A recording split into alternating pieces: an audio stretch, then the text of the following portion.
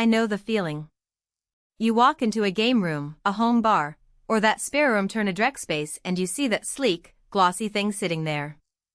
It looks like a piece of furniture, but you know it's a promise of weekends filled with friendly competition and a few good laughs. The tough part is deciding whether that promise actually lives up to the hassle, the space it takes up, and the money you're about to spend. You need something that's reliable enough to handle a dozen games a week, easy enough that even the kids can pick up a puck without tripping over a complicated rulebook, and ultimately worth the cash you're putting on the checkout line. Link is in the description if you want to check the product details on Amazon.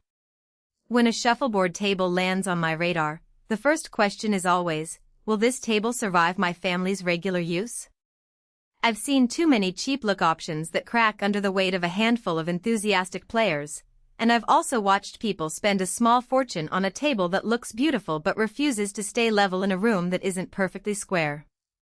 The Hathaway Challenger 12-foot model tries to bridge that gap, positioning itself as a middle ground between the budget-friendly plastic kits and the high-end custom-built tables you'd find in a pro league.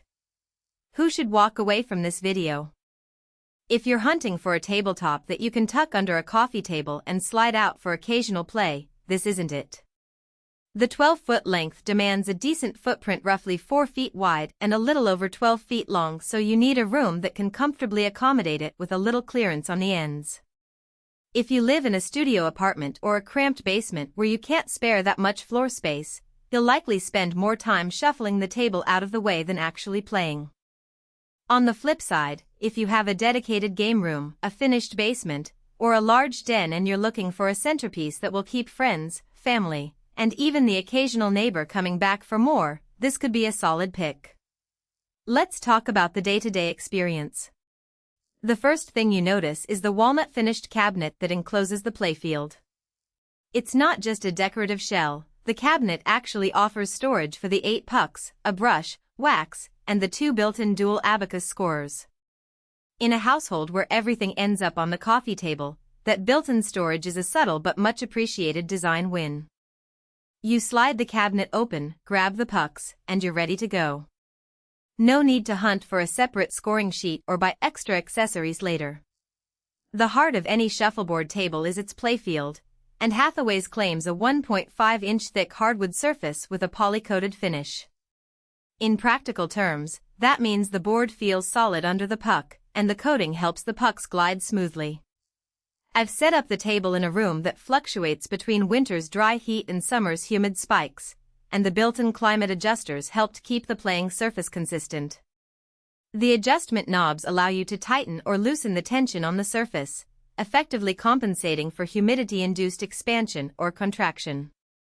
In my tests, after a few weeks of adjusting the climate knobs, the puck's speed stayed relatively even, which is a big plus for anyone who wants to avoid constantly rewaxing or swapping out the surface. Another hidden feature that shows up only after you start using the table is the leg levelers. Many people forget that a floor isn't always perfectly flat. The Challenger comes with dual leg levelers at each corner, letting you fine-tune the table's pitch. During a test run, I deliberately placed the table on a slightly uneven subfloor. The levelers corrected the tilt within a few minutes, and the pucks rolled true. If you've ever tried to play on a slanted surface and found the puck veering off after a few inches, you'll appreciate this practical tweak. Now, the practical strengths. First, the complete set includes everything you need to start playing right out of the box.